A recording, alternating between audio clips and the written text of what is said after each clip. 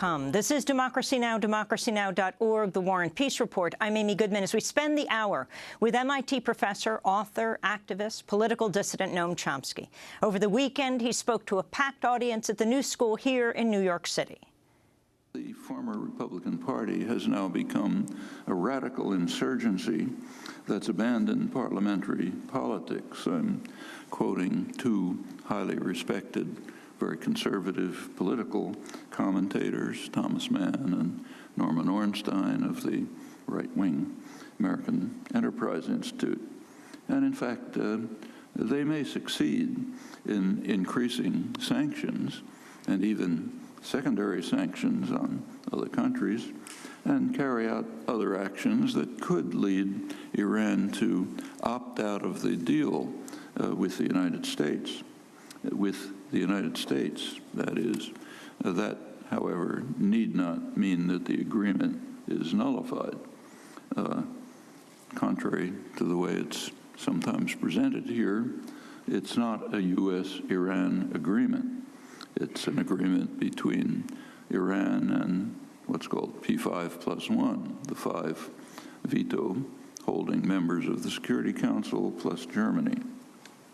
And the other participants might agree to proceed, Iran as well. They would then join China and India, which have already been finding ways to evade the U.S. Constraints on interactions with Iran. And in fact, if they do, they'll join the large majority of the world's population, the non-aligned movement, which all along has vigorously supported Iran's right to pursue its nuclear programs as a member of the NPT. But remember that they're not part of the international community. So when we say the international community opposes Iran's policies or the international community does some other thing, that means the United States and anybody else who happens to be going along with it. So we can dismiss them. If others continue to honor the deal, which could happen, the United States will be isolated from the world, which is not an unfamiliar position. That's also the background for the other element of what's called Obama's legacy, his other main foreign policy achievement, the beginning of normalization of relations with Cuba. On Cuba, the United States has been almost totally isolated for decades. If you look, say, at the annual votes in the UN General Assembly on the U.S. embargo, they're rarely reported, but the U.S. essentially votes alone. The last one, Israel joined. But of course, Israel violates the embargo. They just have to join with the master. Occasionally, the Marshall Islands or Palau or someone else joins. And in the hemisphere, the United States has been totally isolated for years. The main hemispheric conferences have foundered because the United States will simply not join the rest of the hemisphere in the major issues that are discussed. Last one in Colombia, the two major issues were admitting Cuba into the hemisphere. U.S. and Canada refused, everyone else agreed. And the U.S. drug war, which is devastating Latin America, and they want to get out of it, but the U.S. and Canada don't agree. That's actually the background for Obama's acceptance of steps towards normalization of relations with Cuba. Another hemispheric conference was coming up in Panama, and if the United States had not made that move, it probably would have been thrown out of the hemisphere. So therefore, Obama made what's called here a noble gesture, a courageous move to end Cuba's isolation, although in reality it was U.S. isolation that was the motivating factor. So if the United States ends up being almost universally isolated in Iran, That won't be anything particularly new, and in fact, there are quite a few other cases. Well, in the case of Iran, the reasons for U.S. concerns are very clearly and repeatedly articulated. Iran is the gravest threat to world peace. We hear that regularly from high places, government officials, commentators, others, in the United States. There also happens to be a world out there, and it has its own opinions. It's quite easy to find these out from standard sources, like the main U.S. polling agency, Gallup Polls, takes regular polls of international opinion. And one of the questions that is posed is, which country do you think is the gravest threat to world peace? The answer is unequivocal. The United States by a huge margin. Way behind in second place is Pakistan. It's inflated surely by the Indian vote, and then come a couple of others. Iran is mentioned, but along with Israel and a few others, way down. That's one of the things that it wouldn't do to say. And in fact, the results that are found by the leading U.S. polling agency didn't make it through the portals of what we call the free press. But it doesn't go away for that reason. Well, given the reigning doctrine about the gravity of the Iranian threat, we can understand the virtually unanimous stand that the United States is entitled to react with military force, unilaterally, of course, if it claims to detect some Iranian departure from the terms of the agreement. So again, picking an example virtually at random from the national press, consider the lead editorial last Sunday in the Washington Post. It calls on Congress, I'll quote, to make clear that Mr. Obama or his successor will have support for immediate U.S. military action if an Iranian attempt to build a bomb is detected, meaning by the United States. So the editors, again, make it clear that the United States is exceptional. It's a rogue state, indifferent to international law and conventions, entitled to resort to violence at will. But the editors can't be faulted for that stand because it's almost universal among the political class in this exceptional nation, though what it means is, again, one of those things that it wouldn't do to say. Sometimes the doctrine takes quite a remarkable form, and not just on the right by any means. So take, for example, the Clinton doctrine.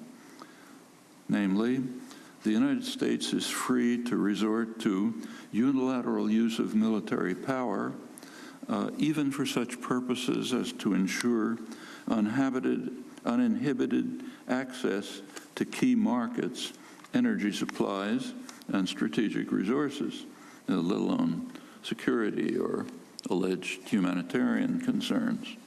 And adherence to this doctrine is very well confirmed in practice, as need hardly be discussed among people willing to look at the facts of current history.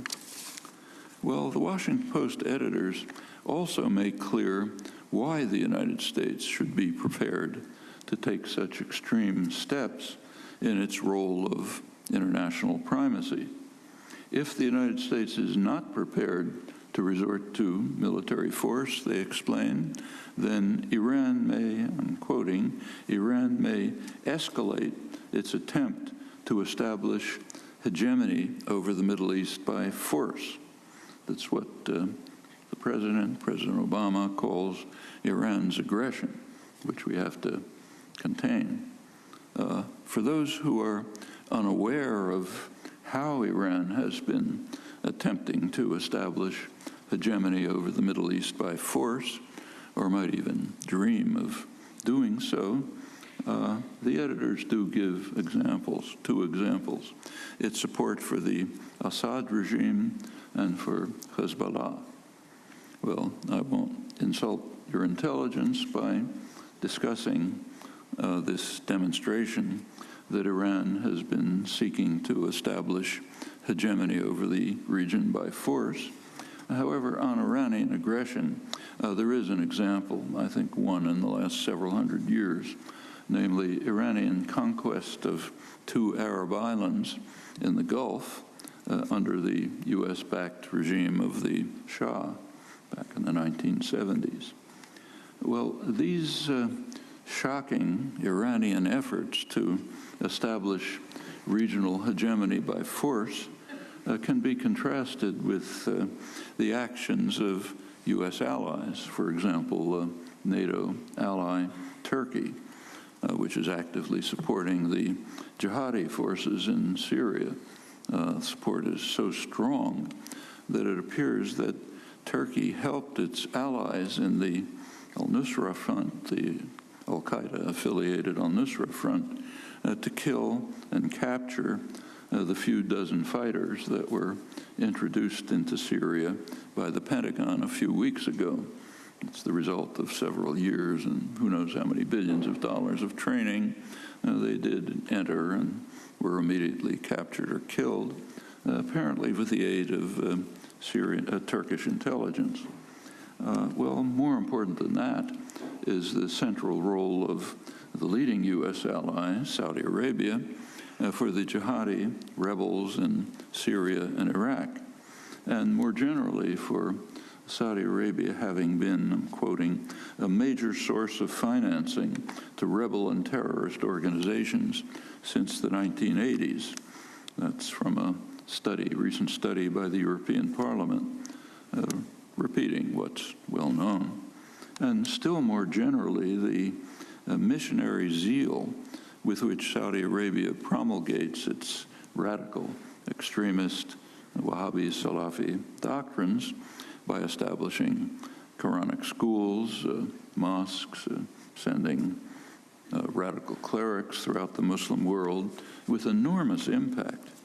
One of the closest observers of the region, Patrick Coburn, writes that the Wahhabization by Saudi Arabia, the Wahhabization of mainstream Sunni Islam is one of the most dangerous developments of our era, always with strong U.S. support.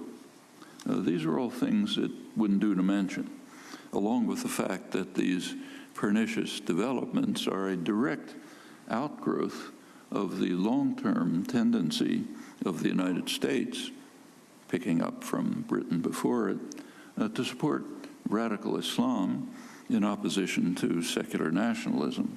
These are long-standing commitments. There are others, like UN Ambassador Samantha Power, who condemn Iran's destabilization of the region. Destabilization is an interesting concept of political discourse.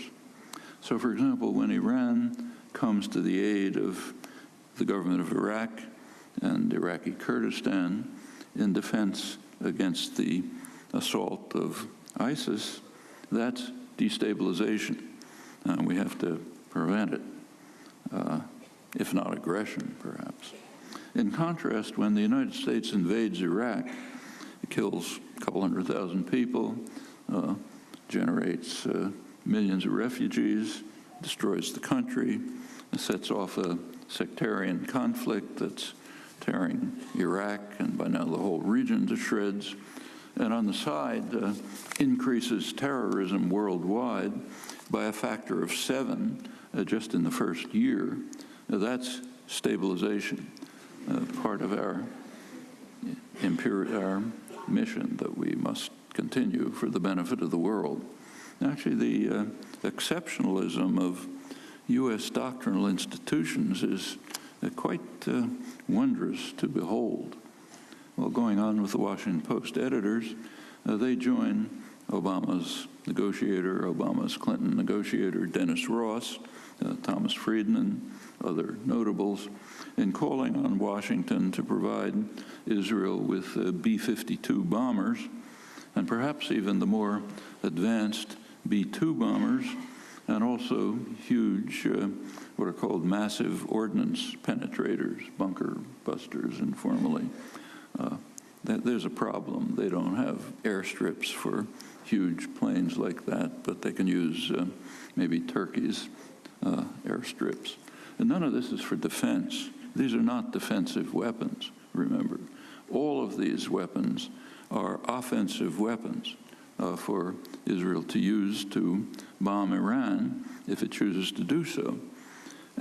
And, since Israel's a U.S. client, it inherits from the master the freedom from international law. So nothing surprising about giving it vast supplies of offensive weapons to use when it chooses. Well, the violation of international law goes well beyond threat, goes to action, including acts of war, which are proudly proclaimed, presumably because that's our right as an exceptional nation again. One example is the successful sabotage of Iranian nuclear installations by cyber war. The Pentagon has views about cyber war. The Pentagon regards cyber war as an act of war, which justifies a military response. And a year ago, NATO affirmed the same position, determined that aggression through cyber attacks can trigger the collective defense obligations of the NATO alliance, meaning if any country is attacked by cyber war, the whole alliance can respond by military attacks. That means cyber war attacks against us, not by us against them.